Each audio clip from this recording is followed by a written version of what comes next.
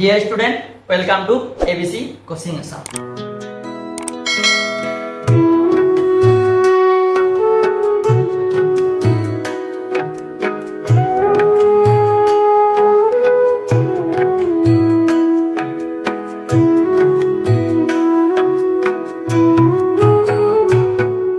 ঠিক আছে, আজি কি শিকিম যে মুক্ত বিশ্ববিদ্যালয়ের বিষয়ে শিকিম, তার পিছত মুক্ত বিশ্ববিদ্যালয়ের কিহর বিষয়ে শিকিম, বিকাশৰ বিষয়ে শিকিম, তাৰ পিছত মুক্ত বিশ্ববিদ্যালয় স্থাপনৰ উদ্দেশ্যৰ বিষয়ে আজিৰ ক্লাছত আমি জানিম। সো যিবিলাকে আজি নতুন আহিছা তোমালোকে আগৰ ক্লাছবোৰ চাবা, তেতিয়াহলে ভালকে বুজিব পাৰিবা, আৰু তোমালোকে যদি ক্লাছবোৰ আগৰ ক্লাছবোৰ নোচোৱা তেতিয়াহলে তোমালোকে ভালকে বুজিব নোৱাৰিবা। আগৰ ক্লাছত আমি কি পঢ়িছো যে মুক্ত শিক্ষা কি পঢ়িছো, তাৰ পিছত কি পঢ়িছো মুক্ত শিক্ষাৰ লক্ষ্যৰ বিষয়ে পঢ়িছো, তাৰ পিছত মুক্ত বিদ্যালয়ৰ বিষয়ে পঢ়িছো। সো ব্লক আজিৰ ক্লাছটো আমি স্টাৰ্ট কৰো। প্রথমে আমি কি জানিম যে মুক্ত বিশ্ববিদ্যালয়ের বিষয়ে আমি জানিম। মুক্ত বিশ্ববিদ্যালয় ব্যবস্থাটো শিক্ষা সম্প্রসারণ ব্যবস্থার এটি অতি উল্লেখযোগ্য প্রচেষ্টা হয়। ঠিক আছে, আনুষ্ঠানিক শিক্ষা ব্যৱস্থাৰ পৰা আঁতৰি অহা অথবা কি কলেজীয়া শিক্ষা লবলৈ সক্ষম হোৱা ব্যক্তিৰ শিক্ষাৰ ক্ষেত্ৰত এই বিশ্ববিদ্যালয়ে গুৰুত্বপূৰ্ণ ভূমিকা গ্ৰহণ কৰে। যিবিলাক শিক্ষাৰ্থীয়ে হায়াৰ সেকেন্ডাৰী, যেতিয়া তোমালোকে এতিয়া কি পঢ়ি আছা, হায়াৰ সেকেন্ডাৰীত পঢ়ি আছা না, তোমালোকে যেতিয়া স্কুল উচ্চতৰ মাধ্যমিক বিদ্যালয় তোমালোকে কমপ্লিট কৰিবা, তাৰ পিছত যিবিলাক শিক্ষাৰ্থী আছে বা শিক্ষাৰ্থী আছে বা ব্যক্তি আছে যিবিলাকে বিভিন্ন কি অসুবিধাৰ কাৰণে পঢ়িব নোৱাৰে, সেইসকল ব্যক্তি কি বিশ্ববিদ্যালয় বা আমাৰ যিটো ক ডিগ্ৰী যিটো শিক্ষা আছে সেই শিক্ষা দিয়াৰ বাবে মুক্ত কি বিশ্ববিদ্যালয় স্থাপন কৰিছিল। এই মুক্ত বিশ্ববিদ্যালয়টো তোমালোকৰ যেনেকুৱা আমি মুক্ত বিদ্যালয়ৰ বিষয়ে যে পঢ়িছো তেনেকুৱা ধৰণৰ সুবিধা আমি এই মুক্ত বিশ্ববিদ্যালয়টো আমি কিন্তু পাম। ঠিক আছে, মুক্ত বিশ্ববিদ্যালয়ে বিদ্যালয় এৰা কৰ্মৰত যুৱক, ঘৰৰ গৃহিণী আৰু চাকৰিয়াৰ সকলো শিক্ষা আহৰণ কৰিব পাৰে। যেটো মই ক'লো যে বিভিন্ন কৰ্মত নিয়োগ হৈ থকা বা কিছুমান গৃহিণী যেনেকুৱা বোৱাৰী আছে হয়নে নাই, বিয়া হোৱাৰ পিছতো এই শিক্ষা গ্ৰহণ কৰিব পাৰে। তাৰ পিছত কি যিবিলাকে অৰ্থনৈতিক অৱস্থাত কি কৰিব পৰা নাই, শিক্ষা গ্ৰহণ কৰিব পাৰে, সেই সকলো এই শিক্ষা গ্ৰহণ কৰিব পাৰে। ইয়াৰ উপৰিও একেবাৰে পিছপৰা অঞ্চলৰ দুৱাৰ যিবিলাক একেবাৰে পিছ পৰি থকা যিবিলাক কি আছে শিক্ষাৰ্থী আছে, সেই সকল শিক্ষাৰ্থী কি কৰিব পাৰে, এই শিক্ষা গ্ৰহণ কৰিব পাৰে। তাৰপিছত কি শিক্ষাৰ্থীসকলৰ নামভৰ্তিকৰণৰ ক্ষেত্ৰত এই বিশ্ববিদ্যালয়ে মুক্ততাৰ ধাৰণা প্ৰৱৰ্তন কৰে। কি যিবিলাক তোমালোকে নামভৰ্তি কৰিবা, যেনেকুৱা আমি মুক্ত বিদ্যালয়ত যেনেকৈ আমি নামভৰ্তি কৰিছো, যেনেকুৱা মুকলিভাৱে আমি নামভৰ্তি কৰিছো, সেম ইয়াতো তেনেকৈ আমি নামভৰ্তি কৰিব পাৰোঁ। আমি ঘৰৰ পৰাই নামভৰ্তি কৰিব পাৰোঁ, আমি যে এডমিশ্যন হ'ম আমি ঘৰৰ পৰাই এডমিশ্যন হ'ব পাৰোঁ, কিন্তু আমি আনুষ্ঠানিক শিক্ষাত পাৰিম জানো, নোৱাৰোঁ, হয়নে নাই। তাৰপিছত কি কৈছে যে মুক্ত বিশ্ববিদ্যালয় পৰস্পৰাগত শিক্ষাৰ লগত আধুনিক পদ্ধতি শিক্ষাৰ সমন্বয় ঘটাইছে। কি আনুষ্ঠানিক যেনেকৈ আমি শিক্ষা গ্ৰহণ কৰোঁ, ঠিক তেনেদৰে মুক্ত শিক্ষাৰ আৰু আধুনিক যেনেকুৱা ব্যৱস্থা, আধুনিক ব্যৱস্থাতে এই শিক্ষাৰ্থীসকলক শিক্ষা দিবলৈ ইহঁতে ব্যৱস্থা কৰিছে, যাতে শিক্ষাৰ্থীসকলে সম্পূৰ্ণৰূপে অভিজ্ঞতা, এই শিক্ষাৰ জৰিয়তে অভিজ্ঞতা অৰ্জন কৰিব পাৰে, যে এজন ভাল ব্যক্তি হিচাপে গঢ়ি উঠিব পাৰে, সেই ওপৰত অধিক গুৰুত্ব দিছে। ঠিক আছে, মুক্ত বিশ্ববিদ্যালয় ব্যৱস্থাটোৱে শিক্ষা দান আৰু গ্ৰহণ প্ৰক্ৰিয়া সহজ কৰি তুলিছে, হয়নে নাই। অগতানুগতিক শিক্ষাটো এনে সহজ, হয়নে নাই, শিক্ষা গ্ৰহণ কৰা শিক্ষা দিয়া বহুত সহজ, হয়নে নাই। আনুষ্ঠানিক শিক্ষাত যাব লাগে কৰবাত, যেনেকুৱা আজি তোমালোকে যেনেকুৱা চাই আছা, তোমালোকক মই যদি সকলোবিলাক ল'ৰা ছোৱালীক যিবিলাকে চাই আছা সকলোবিলাক যদি মই এই ঠাইত লগ কৰোঁ, তেতিয়াহ'লে চাবাচোন কিমান সময়ৰ প্ৰয়োজন লাগিব, তাৰপিছত টকা খৰচ হ'বনে নাই। কিন্তু আমি এই মুক্ত শিক্ষাৰ জৰিয়তে চাবা তোমালোকে ঘৰত নিজৰ ঘৰত বহি তোমালোকে শিক্ষা গ্ৰহণ কৰিব পাৰিবা, হয়নে নাই। কিমান সুবিধা, সময়ৰ কিমান মূল্য সেইটো বুজিব পাওঁ, হয়নে নাই? তাৰপিছত খৰচৰ পৰিমাণো বহুত কম, ঠিক আছে? তাৰপিছত কি, এই বিশ্ববিদ্যালয়ে শিক্ষাদানৰ বাবে বিভিন্ন প্ৰকাৰৰ প্ৰচাৰৰ মাধ্যম যেনেকুৱা কি শ্ৰৱণ দৰ্শন আহিলা আৰু মুদ্ৰণ সামগ্ৰীৰ সহায় লয়, ঠিক আছে? তাৰপিছত কি এনে ধৰণৰ মাধ্যমৰ লগত ব্যক্তিগত নিৰ্দেশনা আৰু উপদেশৰ ব্যৱস্থা আছে। গতিকে আমাৰ যি মুক্ত বিশ্ববিদ্যালয়টো আছে তেতিয়াহ'লে চাবাচোন কিমান সুবিধাজনক, হয়নে নাই? মিতব্যয়ী, হয়নে নাই? যেনেকুৱা আমি আনুষ্ঠানিক শিক্ষাত আমি যদি ডিগ্ৰী পঢ়িবলৈ যাওঁ কিমান টকাৰ প্ৰয়োজন হ'ব, কিন্তু আমি মুক্ত বিশ্ববিদ্যালয়ত বহুত খৰচৰ পৰিমাণো কম, সময়ো, কিন্তু ইয়াত কি সেলফ স্টাডি, ইয়াতো সেলফ স্টাডি, নিজে পঢ়িব লাগিব, নিজে বুজিব লাগিব, হয়নে নাই? এইখিনি ক্ষমতা শিকাৰুসকলৰ থাকিব লাগিব, হয়নে নাই? ঠিক আছে, আমি কি শিকিলো? মুক্ত বিশ্ববিদ্যালয়ৰ বিষয়ে আমি জানিলো। এতিয়া আমি কি জানিম? এতিয়া আমি জানিম যে মুক্ত বিশ্ববিদ্যালয়ৰ বিকাশ সম্পৰ্কে আমি এতিয়া জানিম, ঠিক আছে? তোমালোকে ভালকে পঢ়িবা আৰু তোমালোকে সবে বহি আৰু কলম লৈছা নে নাই? তোমালোকে সব তুলিবা, কিন্তু ইয়াত দিয়া আছে ধুনীয়াকে, তোমালোকে একদম নোট কৰি ল'বা। তোমালোকে জাস্ট কিছুমান ক্ষেত্ৰত তোমালোকে যদি পাহৰি যোৱা, তোমালোকে যদি নিজে বনাই লিখিছা তেতিয়াহ'লে তোমালোকে এনেকুৱা নহয় মই যিবিলাক কথা কৈ আছো বা কিতাপত যিবিলাক আছে সব তেনেকে মুখস্থ কৰিব লাগিব, সেই কথা নহয়। কিন্তু বেছিবাৰে তোমালোকে চাবা এক্সামিনাৰে কি চাই, তোমালোকৰ চাই শিক্ষাৰ্থীয়ে ল'ৰাটোৱে কেনেকে নিজে বুজিছে নে নাই। তোমালোকে যদি কিতাপত যেনেকুৱা আছে লিখা থাকে সেম টু সেম তোমালোকে যদি লিখি দিয়া তেতিয়াহ'লে মাৰ্ক কমকে পাবা। যদি তোমালোকে নিজে বনাই যদি লিখিব ট্ৰাই কৰিছা তেতিয়াহ'লে মাৰ্কটো বেছি পোৱা যায়। এক্সামিনাৰে চালেই গম পায় কি তুমি নিজে বনাই লিখিছা নে ব্লেগৰ চাই লিখিছা নে কিতাপৰ পৰা সেম টু সেম লিখিছা, ঠিক আছে? তোমালোকে কিতাপত যেনেকুৱাকে আছে সেম টু লিখিব নালাগে, নিজে যিখিনি বুজিছা সেইখিনি লিখা না। আৰু মই যিখিনি কৈছো যে সেম লিখিব লাগিব সেইটো কথা নহয়, আৰু কিতাপত যিখিনি আছে সেম লিখিব লাগিব সেইটো কথা নহয়, গম পাইছা না? তুমি নিজে কি বুজিছা সেইটো লিখিবলৈ বেছি ট্ৰাই কৰিবা, ঠিক আছে? এতিয়া আমি কি শিকিম, কি জানিম? যে মুক্ত বিশ্ববিদ্যালয়ৰ বিকাশ সম্পৰ্কে আমি এতিয়া জানিম। 1969 চনত ইংলেণ্ডৰ প্ৰধানমন্ত্ৰী হেল্থ উইলছনৰ কাৰ্যকালত এই বিশ্ববিদ্যালয়খন গঢ় লৈ উঠে বা স্থাপন কৰা হয়। হেল্থ কি উইলছনৰ, মনত ৰাখিবা, কি ইংলেণ্ডৰ কি প্ৰধানমন্ত্ৰী হয়, অকল নামটো মনত ৰাখিবা, হোৱাৰ চান্স বহুত কম আছে, ঠিক আছে? তোমালোকে যে মুক্ত বিশ্ববিদ্যালয়টো ক'ত প্ৰথমতে হয়? ইংলেণ্ডত হয়, এইটো মনত ৰাখিবা। মুক্ত বিশ্ববিদ্যালয়ৰ যে বিকাশৰ ক্ষেত্ৰত এই বিশ্ববিদ্যালয় কি এটি বিশেষ ধৰণৰ তাৎপৰ্যপূৰ্ণ ভূমিকা গ্ৰহণ কৰিছে। আৰু যেতিয়া সেই মুক্ত বিশ্ববিদ্যালয়খন যেতিয়া গ্ৰহণ কি কৰিছে, স্থাপন কৰিছে, তেতিয়া কি কৰিছে বহুতো মানুহে কি কৰিছে ইয়াৰ বিৰোধিতা কৰিছে।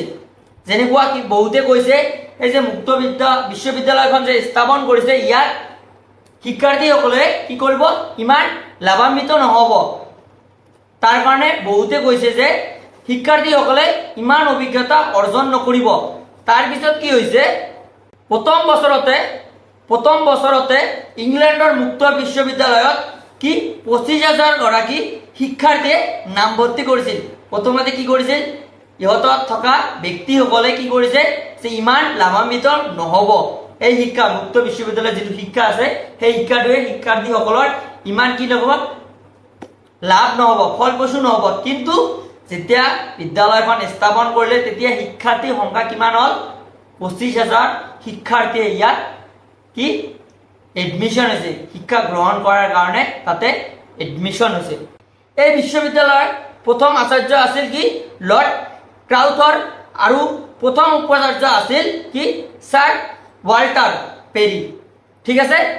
তোমালোকে এইবিলাকৰ বিষয়ে সিমান নাহে, তোমালোকে জাষ্ট মনত ৰাখিবা বস্তুখিনি, ঠিক আছে? বিভিন্ন স্থানত ইয়াৰ কিছুমান অধ্যয়ন কেন্দ্ৰ স্থাপিত হ'ল, যিটো যেতিয়া দেখিলে যে এই মুক্ত বিশ্ববিদ্যালয়খনে শিক্ষাৰ্থীসকলৰ কি বহুত কামত আহিল, হয়নে নাই? বহুতো শিক্ষাৰ্থীয়ে এডমিশ্যন হ'ল, পঢ়িবলৈ ষ্টাৰ্ট কৰিলে, তেতিয়া বিভিন্ন ক্ষেত্ৰত যিবিলাক চহৰ আছে সেইবিলাক চহৰতে ইয়াৰ কাৰ্যালয় স্থাপন কৰিবলৈ আৰম্ভ কৰিলে, যাতে সকলো যেনেকুৱা ইংলেণ্ডৰ সকলো ধৰণৰ শিক্ষাৰ্থীয়ে যাতে এই শিক্ষা গ্ৰহণ কৰিব পাৰে। তাৰপিছত কি কৰিলে, এই বিদ্যালয়খনে নানা ধৰণৰ বিষয়ৰ শিক্ষা দিয়াৰ ব্যৱস্থা কৰিলে, বহু ধৰণৰ বিভিন্ন ধৰণৰ বিষয়ত যাতে শিক্ষাৰ্থীসকলে শিক্ষা গ্ৰহণ কৰিব পাৰে তাৰ ব্যৱস্থা কৰিবলৈ ধৰিলে। ইয়াৰ শিক্ষাদান পদ্ধতিত বিশেষভাৱে লিখা, পাঠ, দূৰদৰ্শন, অনাথৰ প্ৰচাৰ আদিৰে স্থান পাইছিল। শিক্ষাৰ্থীসকলে প্ৰয়োজন বোধে কি তেখেতসকলৰ লগত যোগাযোগ স্থাপন কৰিব পাৰে। মই যিটো ক'লো, প্ৰয়োজন বোধে যিকোনো প্ৰব্লেমত যিকোনো দৰকাৰত ইহঁতে কি কৰিব লাগে, শিক্ষকসকলৰ লগত যোগাযোগ কৰিব পাৰে বা তাতে গৈ পিনে ইহঁতৰ প্ৰয়োজনখিনি পূৰণ কৰিব পাৰে। এই বিশ্ববিদ্যালয়ত সময়মতে শিক্ষা লাভ কৰিবলৈ সুযোগ নোপোৱা অৰ্থনৈতিকভাৱে দুৰ্বল আৰু সামাজিকভাৱে পিছপৰি ব্যক্তিসকলে শিক্ষা লাভৰ সুযোগ পাইছিল।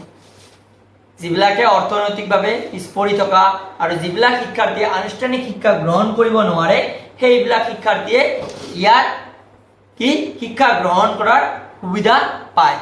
বৰ্তমানলৈ এই বিশ্ববিদ্যালয়ে ডিগ্ৰী, ডিপ্ল'মা, চাৰ্টিফিকেট আদি প্ৰদান কৰি সামাজিক চাহিদা পূৰণ কৰি থকা দেখা গৈছে। কি যি বিশ্ববিদ্যালয় যিটো স্থাপন কৰিছে সেই স্থাপন কৰি বহু ধৰণৰ ছাত্ৰ ছাত্ৰী কি কৰিছে, পাছ কৰাৰ লগতে চাৰ্টিফিকেট, ডিগ্ৰী যিটো কমপ্লিট হোৱাৰ পিছত আমি চাৰ্টিফিকেট পাওঁ নে নাই, আমি যেনেকৈ আনুষ্ঠানিক শিক্ষাত যেনেকৈ আমি চাৰ্টিফিকেট পাওঁ চেম তেনেকৈ মুক্ত বিশ্ববিদ্যালয়তো তেনেকৈ চেম ধৰণে চাৰ্টিফিকেট প্ৰদান কৰে আৰু এনেকৈ বহুত ধৰণৰ চাৰ্টিফিকেট পাবলৈ ধৰিলে। কিহত এইটো হৈ আছে, ইংলেণ্ডত হৈ আছে, এইবিলাক ইংলেণ্ডৰ কথা কৈ আছো, ঠিক আছে। তাৰপিছত কি হ'ল যে ইংলেণ্ডত স্থাপন কৰা মুক্ত বিশ্ববিদ্যালয় আৰ্হিত বৰ্তমান সময়ত বিশ্বৰ অধিক সংখ্যক দেশতে মুক্ত বিশ্ববিদ্যালয় স্থাপন কৰাৰ গুৰুত্ব আৰোপ কৰিছে। যেতিয়া দেখিলে কি কৰিলে যে ইংলেণ্ডত পিছপৰি থকা শিক্ষাৰ ব্যক্তিসকল, যিবিলাক ব্যক্তিয়ে কি কৰি থাকে বিভিন্ন আৰ্থিক অৱস্থাত পিছপৰি আছে, সেই ব্যক্তিসকলে শিক্ষা গ্ৰহণ কৰিব নোৱাৰে, হয়নে নাই, শিক্ষা বাদ দিব লগা হয়। সেইসকল শিক্ষাৰ্থীয়ে যেতিয়া শিক্ষা গ্ৰহণ কৰিব পাৰে আৰু নিজৰ ভৱিষ্যতটো উজ্জ্বল কৰিব পাৰে, তেতিয়া বাকী কাণ্ট্ৰিবিলাকে কি কৰিলে ইয়াৰ ওপৰত গুৰুত্ব দিবলৈ ধৰিলে। আমাৰ দেশতে এই শিক্ষা ব্যৱস্থাটো অৱলম্বন কৰিব লাগে। তেতিয়া কোন কোন দেশত কৰিলে, ইংলেণ্ডত, পিছত জাৰ্মানীৰ পিছত স্পেইন, তাৰপিছত নেদাৰলেণ্ড, শ্ৰীলংকা, চীন আদি দেশত মুক্ত বিশ্ববিদ্যালয় গঢ় দি উঠিলে। তাৰপিছত আমাৰ ভাৰতবৰ্ষ কি কৰিলে, সেই মুক্ত বিশ্ববিদ্যালয় স্থাপন কৰা গুৰুত্ব আৰোপ কৰিলে। আমাৰ ভাৰতবৰ্ষত মুক্ত বিশ্ববিদ্যালয় প্ৰথমে কিমান চনত স্থাপন কৰা হয়, 1882 চনত প্ৰথমতে আমাৰ মুক্ত বিশ্ববিদ্যালয় স্থাপন কৰা। সেইটো ক'ত হয় অন্ধ্ৰপ্ৰদেশৰ হায়দৰাবাদত হয়। কিমান চনত, 1882 চনত। মনত ৰাখিবা, আমাৰ ভাৰতবৰ্ষৰ যিখন মুক্ত বিশ্ববিদ্যালয় সেইখন কিমান চনত হয়, 1882 চনত হয়। আৰু ক'ত হয়, অন্ধ্ৰপ্ৰদেশৰ হায়দৰাবাদত হয়, মনত ৰাখিবা, ঠিক আছে। এই বিশ্ববিদ্যালয়খনৰ নাম ৰখা হৈছিল কি, অন্ধ্ৰপ্ৰদেশ মুক্ত বিশ্ববিদ্যালয়। নামটো কি, অন্ধ্ৰপ্ৰদেশ মুক্ত বিশ্ববিদ্যালয়। এই বিশ্ববিদ্যালয়খন ৰাজ্যিক পৰ্যায়ৰ আছিল আৰু এই বিশ্ববিদ্যালয় কি আছিল, ৰাজ্যিক পৰ্যায়ৰ আছিল। তোমালোকে মনত ৰাখিবা, এটা কেন্দ্ৰীয় পৰ্যায় আৰু এটা ৰাজ্যিক পৰ্যায়ৰ। মই কৈ আছো কেন্দ্ৰীয় পৰ্যায়টো, মই কৈ আছো মনত ৰাখিবা। ৰাজ্যিক পৰ্যায়টোৰ নাম কি, সেই মুক্ত বিশ্ববিদ্যালয়খনৰ নাম কি, অন্ধ্ৰপ্ৰদেশ মুক্ত বিশ্ববিদ্যালয়। আৰু ক'ত হৈছে, এইটো হায়দৰাবাদত। তাৰপিছত কিমান চনত হৈছে, 1882 চনত। প্ৰধানমন্ত্ৰী ৰাজীৱ গান্ধীৰ ভাৰতবৰ্ষৰ প্ৰধানমন্ত্ৰী হৈ থকাৰ সময়ত 1985 চনত ৰাষ্ট্ৰীয় পৰ্যায়ত ইন্দিৰা গান্ধী মুক্ত বিশ্ববিদ্যালয় স্থাপন কৰিলে। বিশ্ববিদ্যালয় মনত ৰাখিবা হা, বহুত ইম্পৰ্টেণ্ট হয় কিন্তু।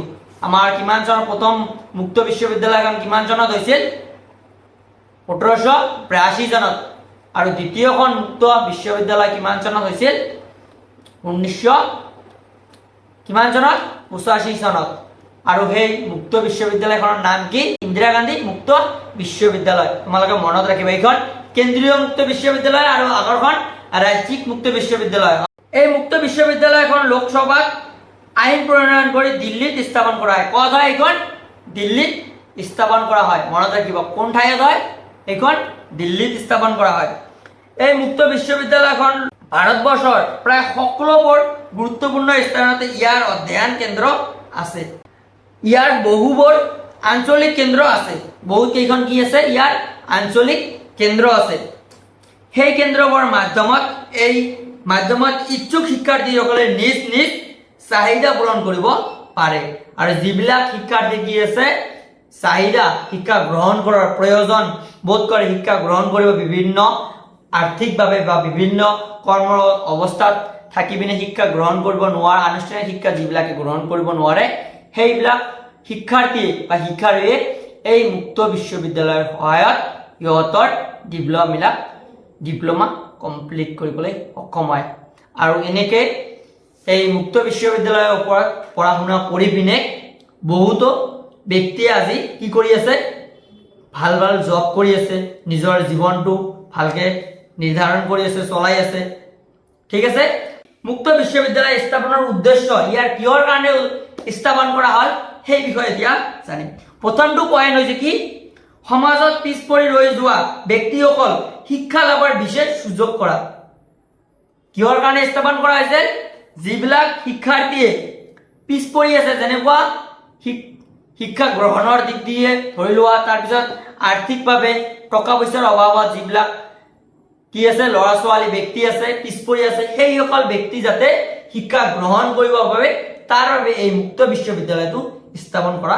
হৈছে এক নম্বৰ পইণ্ট গ'ল দুই নম্বৰ পইণ্ট হৈছে কি কম সময়তে অধিক সংখ্যক লোকক কাৰিকৰী মুক্ত বৃত্তিমূলক শিক্ষা লাভৰ সুযোগ প্ৰদান কৰা যেনেকুৱা আমি কি আনুষ্ঠানিক শিক্ষাত একেলগে কিমান শিক্ষাৰ্থীক শিক্ষা দিব পাৰোঁ কিন্তু আমি একেলগে এই মুক্ত বিশ্ববিদ্যালয় বা মুক্ত শিক্ষাৰ জৰিয়তে বহুখিনি শিক্ষাৰ্থীক আমি একেলগে শিক্ষা দিব পাৰোঁ 3 নম্বৰ পইণ্টটো হৈছে কি দূৰশিক্ষণ পদ্ধতি আৰু আধুনিক সংযোগ কৌশলৰ মাধ্যমত নমনীয় ধৰণৰ উদ্ভাৱনমূলক শিক্ষাৰ ব্যৱস্থা কৰা দূৰশিক্ষা পদ্ধতি যেনেকুৱা দূৰশিক্ষাৰ যেনেকুৱা আমি যিবিলাক পদ্ধতি আমি পাইছোঁ দূৰশিক্ষাত আমি কি ধৰণৰ শিক্ষা গ্ৰহণ কৰিছোঁ সেইবিলাক পদ্ধতি অৱলম্বন কৰাৰ উপৰিও যাতে কি নমনীয় বিধৰ এই শিক্ষা কি হয় নমনীয় হয়নে নাই আনুষ্ঠানিক শিক্ষাতকৈ বহুত নমনীয় হয় নমনীয় বিধৰ যাতে সকলোবিলাক শিক্ষাৰ্থীয়ে যাতে এই শিক্ষা গ্ৰহণ কৰিব পাৰে আৰ্থিক অৱস্থাত বা বিভিন্ন অসুবিধাৰ কাৰণে আনুষ্ঠানিক শিক্ষা গ্ৰহণ নকৰাৰ বাবে এই শিক্ষা গ্ৰহণ কৰিব পাৰে সেইকাৰণে কি কৰে ইহঁতৰ যাতে একো প্ৰব্লেম নহয় একো অসুবিধা নহয় ইহঁতে যাতে সুন্দৰভাৱে শিক্ষা গ্ৰহণ কৰিব পাৰে তাৰ বাবে এই মুক্ত বিশ্ববিদ্যালয়খন স্থাপন কৰা হৈছে 3 নম্বৰ পইণ্ট গ'ল এতিয়া 4 নম্বৰ পইণ্ট আমি 5টা পইণ্ট পঢ়িম ঠিক আছে ব্যক্তি অনুষ্ঠান প্ৰতিষ্ঠান আৰু সমাজৰ বিকাশ আৰু উন্নতিৰ বাবে কাৰ্যকৰী পাঠ্যক্ৰম ব্যৱস্থা কৰা কি ব্যক্তিৰ তাৰপিছত অনুষ্ঠান বা প্ৰতিষ্ঠান সমাজৰ বিকাশ কি সমাজৰ এখন বিকাশ কেনেকৈ হ'ব ব্যক্তিৰ কেনেকৈ বিকাশ হ'ব সেই সকলোবিলাক বিষয় আনুষ্ঠানিক শিক্ষাত যেনেকৈ ব্যক্তিৰ সকলোবিলাক বিষয়ৰ বিষয়ে আমি পাঠ্যক্ৰমত পাওঁনে নাই সেম তেনেকৈ যাতে এজন ব্যক্তি যি ব্যক্তিয়ে শিক্ষা গ্ৰহণ কৰিব সেই ব্যক্তিজনৰ যাতে সকলোবিলাক কি ডেভেলপ হয়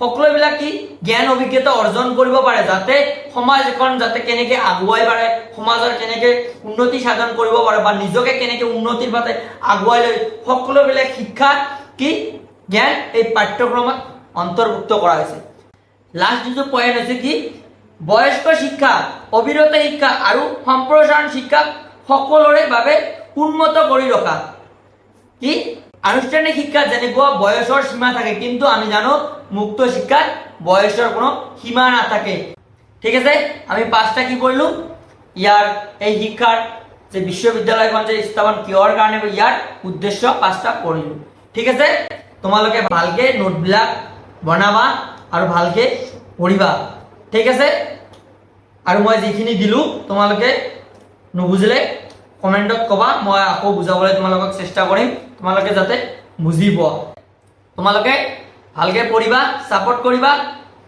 আৰু যিবিলাক নতুন আহিছে চেনেলটো সাবস্ক্ৰাইব কৰিবা। সো লগ পাম নেক্সট ক্লাছত। জয় হিন্দ।